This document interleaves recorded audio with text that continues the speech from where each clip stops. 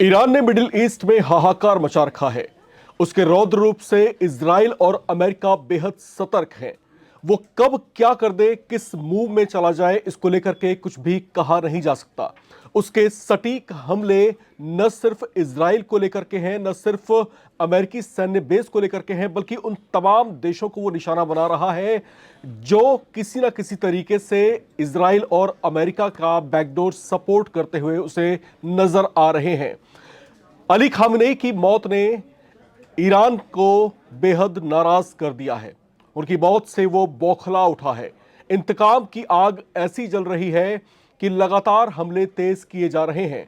Donald Trump ने चेतावनी दी है कि अगर ईरान ने अभी अपने हमलों को नियंत्रित नहीं किया तो वो कुछ भी करने को अब तैयार हैं।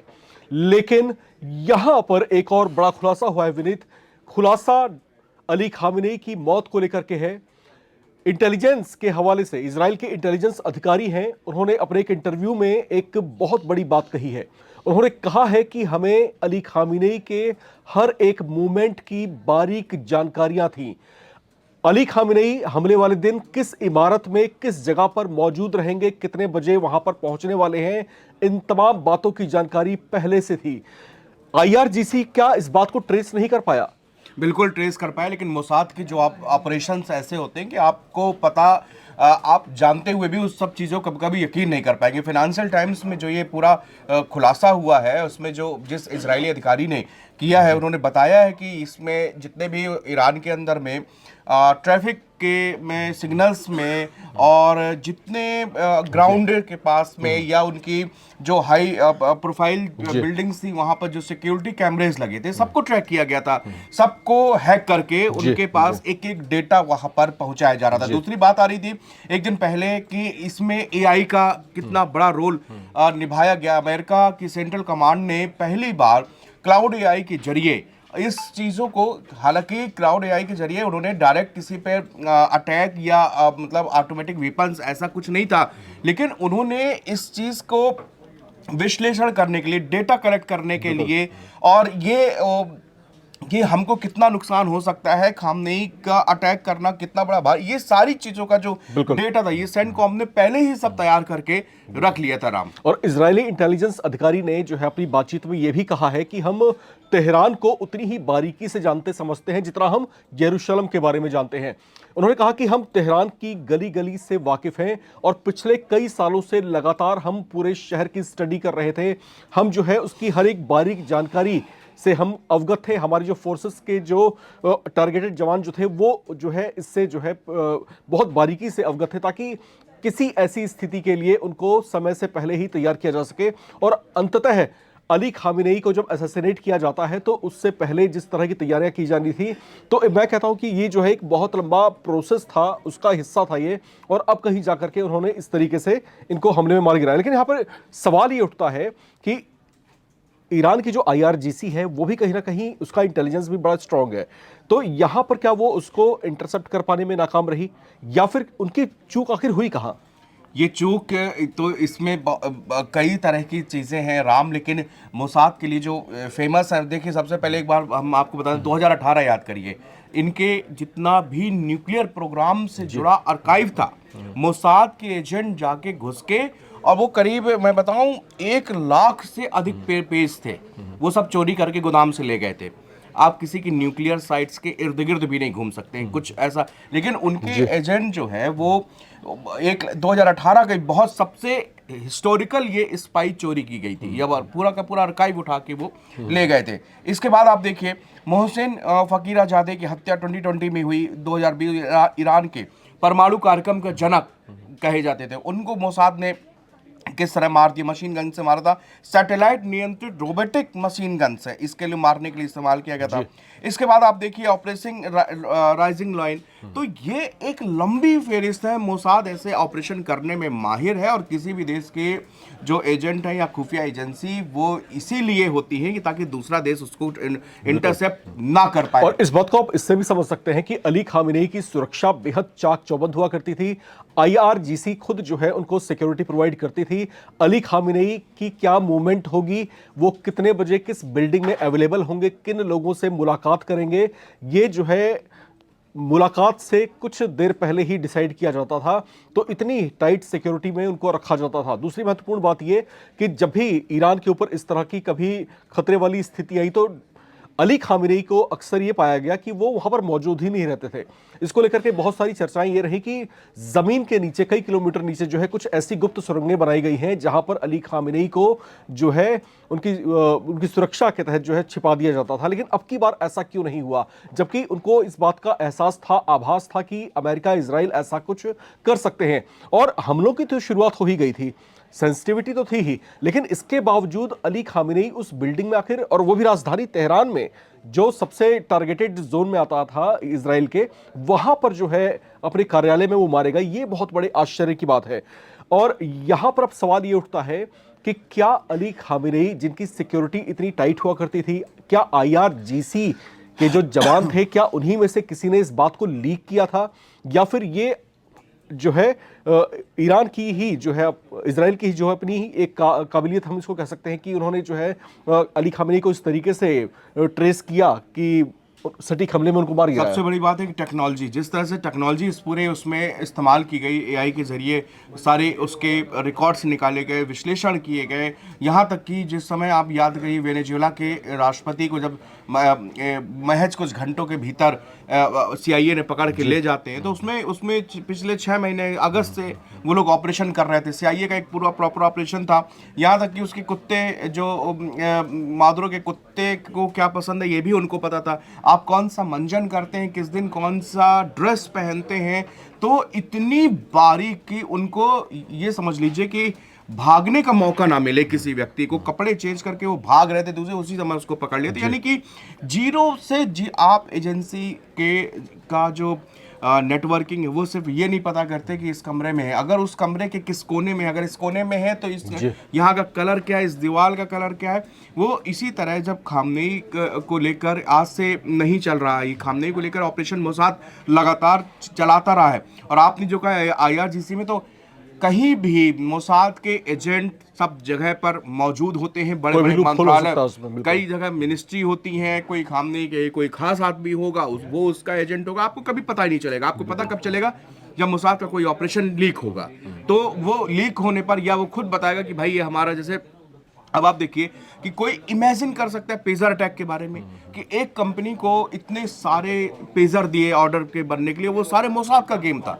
और वो जो अब्दुल्ला की जब लेबनान में पहुंचे, वो 3,500-4,000 पेजर अचानक से फट गए। तो ये उसके ऑपरेशन है। चॉकलेट में स्वीट पॉइजन, चॉकलेट बनाने वाली कंपनी ही एक नई खड़ी कर दी, उसमें जो मैन्युफैक्चर होने लगे कि पता चला कि कौन, बस इतना था कि ये वादी हदाद, इसको मारने के लिए बताइए, वादी हदाद जो कि ये नेता थे PEPFLP के, मतलब popular front for the liberation of फलस्तीन के, 1977 में फेमस जो एंतबे विमान अपहरण हुआ, उनका मास्टरमाइंड कहा जाता है। उसको मोसाद ने ऐसे मारा, चॉकलेट से मार दिया, चॉकलेट खा के उसमें स्वीट पॉइजन मिलाया जाता है। तो ये इस काम में मोसाद माहिर है। स्पाई की दुनिया में मोसाद का एक अलग सिक्का चलता है। मिग विमान की चोरी दुनिया जानती किस तरह से कर ली गई। एक बार ऑपरेशन उनका फेल भी हुआ, लेकिन वो जो फिर उन्होंने दोबारा ऑपरेशन किया।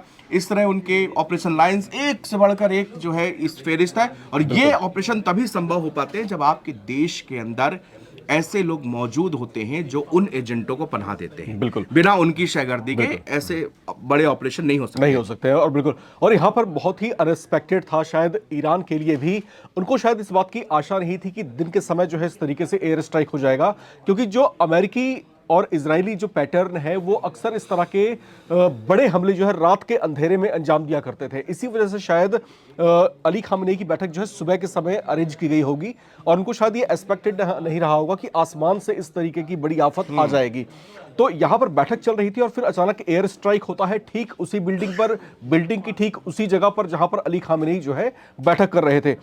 अब शायद अब जो बातें सामने आ रही हैं तो उससे जो कड़ियां जुड़ती हैं विनीत, वो कहीं ना कहीं इस बात की तरफ इशारा कर रही हैं कि अली खामेनेई को मारने के लिए एक जो है लंबी रणनीति बनाई गई थी। कब मारना है, कैसे मारना है, किस तरह की मिसाइल से मारना है, ये सब कुछ पहले से प्री प्लान था शायद। अब यहाँ पर जो जिस मिसाइल का इस हमले में इस्तेमाल किया गया, जिससे अली खामनेई को निशाना बनाया गया, उस मिसाइल का नाम है स्पैरो मिसाइल। स्पैरो मिसाइल की खूबी यह है कि ये जो है 1000 किलोमीटर की दूरी पर मौजूद डाइनिंग टेबल जितने छोटे लक्ष्य को भी बड़ी सटीकता से निशाना लगा सकता है। अब सोचने वाली बात यह है कि जब आप रैंडम एयर स्ट्राइक कर रहे होते हैं तो आपको इस तरह की सटीक मारक क्षमता वाली मिसाइलों की उतनी आवश्यकता नहीं होती। आप रैंडम एयर स्ट्राइक कर देते हैं शहर के ऊपर, लेकिन यहां पर विशेष तौर से जो है एरो जो है स्पैरो मिसाइल का इस्तेमाल किया गया।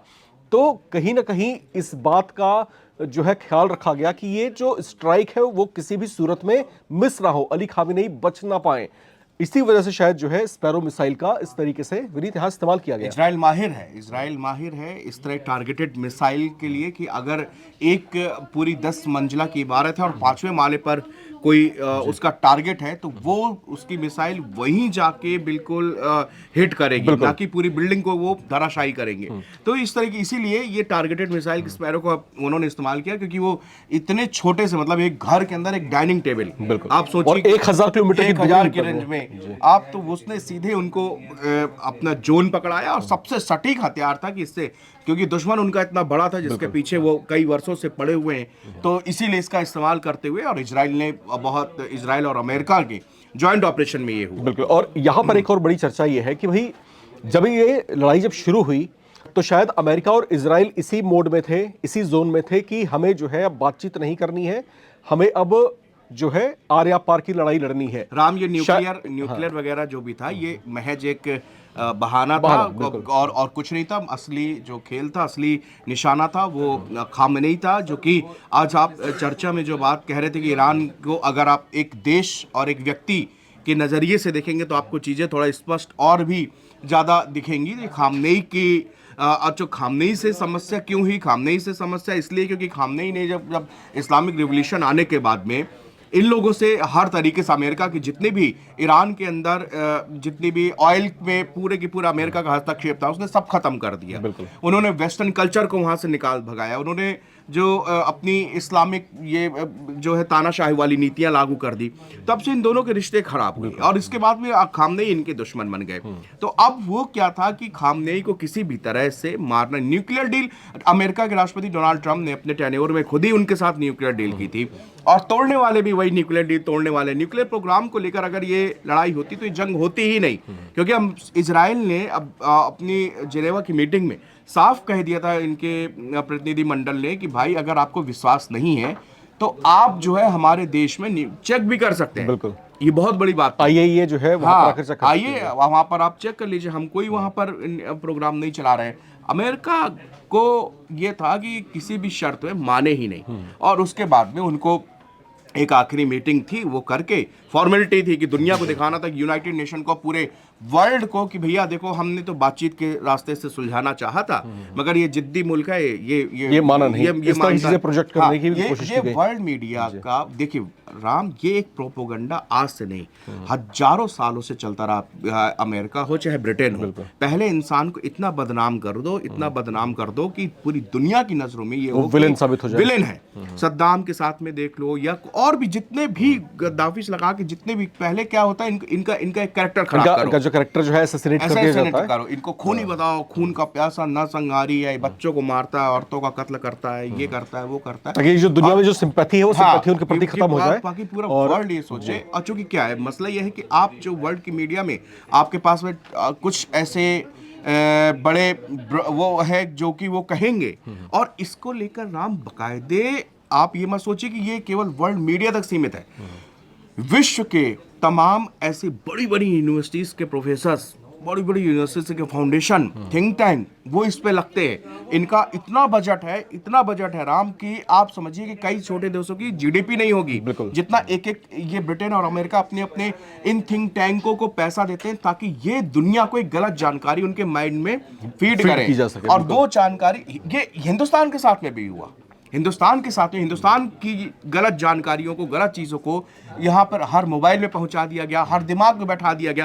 क्योंकि आप माइंड गेम से जो आप गेम खेलोगे उसका फिर कोई इलाज नहीं है। बिल्कुल। और इस पूरे गतिरोध में एक और बहुत बड़ा सवाल है। वो सवाल यह है कि अली खामेनेई को इस जंग के शुरुआती दौर में ही क्यों मार दिया गया। इसको लेकर के जो चर्चाएं अब चल रही है उसके मुताबिक बात यह है कि दरअसल इजराइल और अमेरिका चाहते ही नहीं थे कि ईरान के साथ अब कोई बातचीत हो और बातचीत के जरिए मसला सुलझे।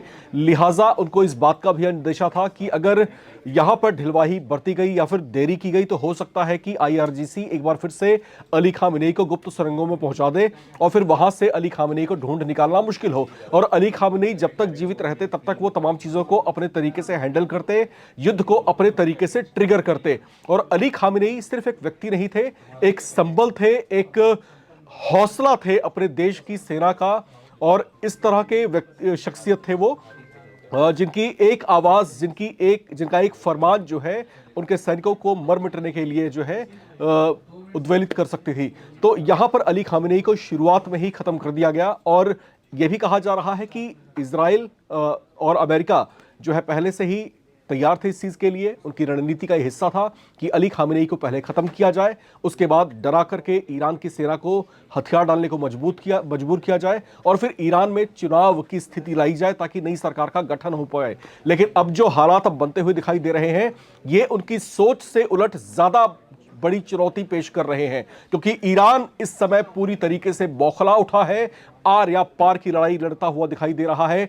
अब उसके पास शायद खोने को उतना कुछ नहीं जितना इजराइल और अमेरिका के पास बचाने के लिए है। एक खबर यह भी आई थी कि यूएसएस श्रेणी का जो इनका वॉरशिप है उसको इन्होंने पीछे लिया है, उसमें कुछ डैमेज आया था। हालांकि अमेरिकी सेना ने इस बात की पुष्टि नहीं की है, लेकिन तमाम गतिरोध इसी बात की तरफ इशारा कर रहे हैं कि इस समय ईरान के हर एक मूव से पूरा गल्फ रीजन थर थर कांप रहा है। उसको चेतावनियां दी जा रही हैं, भैया नियंत्रित करो, अपने आप को रोको, हमले मत करो। लेकिन ये चेतावनियां उस पर काम नहीं कर रही। इसकी परिणति बहुत ही गंभीर हो सकती है। बिल्कुल बिल्कुल राम, और स्थिति गंभीर अब हो गई है। ये युद्ध जो है ये अब केवल 3 देशों का नहीं रह गया, इसमें पूरे खाड़ी इसमें इन्वॉल्व है। खाड़ी देशों के 2 देश हैं, ब्रिटेन ने भी कह दिया, जर्मनी है, फ्रांस है। तो एक तरह से आप देखिए तो ये एक बहुत भीषण या थर्ड वर्ल्ड वॉर की तरफ जाता हुआ इसमें दिख रहा है कि पूरी तरह से इसमें अगर रशिया इन्वॉल्व हो गया, चाइना इन्वॉल्व हो गया तो बस फिर मतलब इसका बहुत ही बुरा अंजाम। और अगर ऐसा होता है तो युद्ध की ये विभीषिका जो है पूरे विश्व पर अपना प्रभाव डालेगी और डालना शुरू हो भी चुका है, क्योंकि जलडमरू मध्य जो है वहां पर ईरान ने घोषणा कर दी है कि अगर कोई भी जहाज गुजरेगा और किसी भी देश का होगा तो उसको मिसाइल मार करके उड़ा दिया जाएगा। जो है ये जलडमरू मध्य वो क्षेत्र है जो बहुत बड़ी ट्रेड लाइन है, एक तरह का नर्वस सिस्टम है ट्रेड का। इसका कोलैप्स होना या फिर इसका चौक हो जाना आप समझ सकते हैं कि दुनिया पे जो है इसका कितना एडवर्स इफेक्ट पड़ने की संभावना है। आप इस पूरे गतिरोध पर क्या सोचते हैं? अपनी राय लिखकर कमेंट बॉक्स में जरूर शेयर करें। देखते रहें नवभारत टाइम्स। शुक्रिया।